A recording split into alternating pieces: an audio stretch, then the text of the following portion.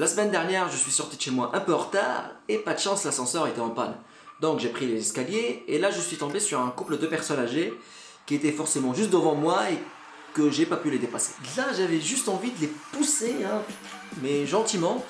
De toute façon il leur restait quelques jours à vivre, c'est pas grave quoi, ils auraient profité d'une mort anticipée quoi. Mais bon, je l'ai pas fait, hein, voilà, et je suis arrivé en retard à mon rendez-vous. De toute façon c'est pas vraiment leur faute aussi, c'est la loi Murphy. Pour ceux qui connaissent pas la loi Murphy, un petit cours d'histoire est nécessaire. De 1947 à 1949 aux États-Unis d'Amérique, fut conduit le projet MX-981 à la base Muroc de l'US Air Force. Le but du projet était de tester la tolérance humaine à la décélération. Les premiers tests utilisaient un mannequin attaché à un siège sur le chariot, mais le mannequin fut bientôt remplacé par le capitaine John Paul Stapp. Pendant ces tests surgèrent des questions sur la précision de l'instrumentation utilisée pour mesurer la décélération endurée par le capitaine Stapp. Edward Murphy, un ingénieur aérospatial, proposa d'utiliser des jauges électroniques de mesure d'effort attachées aux pinces de retenue de harnais du capitaine Stapp, afin de mesurer les forces exercées sur chacune de ces pinces durant la rapide décélération. La session de Murphy câbla le harnais et un test fut réalisé avec un chimpanzé. Cependant, les capteurs indiquèrent une force nulle. Il apparut que les capteurs avaient été montés à l'envers. C'est à ce moment que Murphy, frustré par l'échec dû à son assistant, prononça sa célèbre phrase « Si ce gars a la moindre possibilité de faire une erreur, il la fera ». Plusieurs variantes de cette loi sont apparues.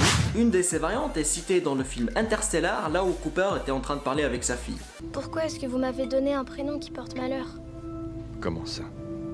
Et la loi de Murphy alors?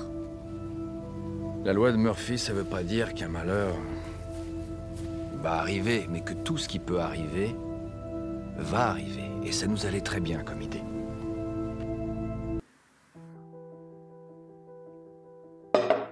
Une autre variante est énoncée de la manière suivante: tout ce qui est susceptible de mal tourner tournera nécessairement mal.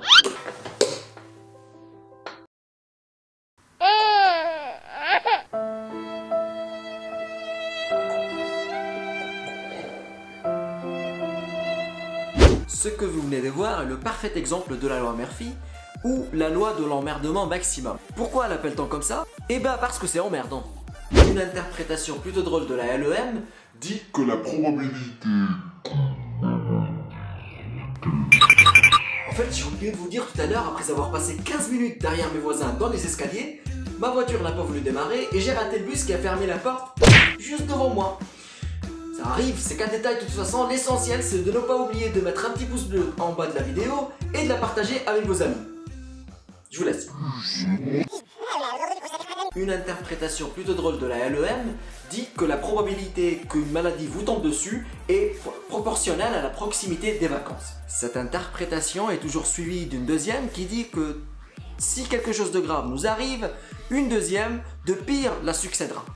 Imagine un peu, tu pètes la forme pendant toute ta période de cours et dès que les vacances arrivent, tu te chopes une bonne vieille grippe bien moche. Et forcément, quand la grippe arrive, elle ne vient pas toute seule.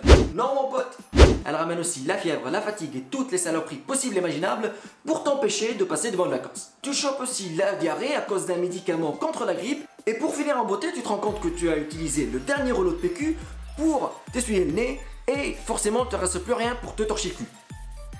C'est vrai que ne pas connaître son avenir est toujours frustrant, mais si on fait rien pour avancer, juste parce qu'on a peur, on peut passer à côté de quelque chose de merveilleux. En tout cas, moi j'espère que cette vidéo vous aura plu. Si c'est le cas, n'hésitez pas à la partager sur les réseaux sociaux. Et si vous avez d'autres exemples de la loi Murphy, n'hésitez pas à les mettre en commentaire juste en bas, je serai vraiment ravi de les lire. Sur ce, je vous dis à la prochaine vidéo, amusez-vous bien et ciao!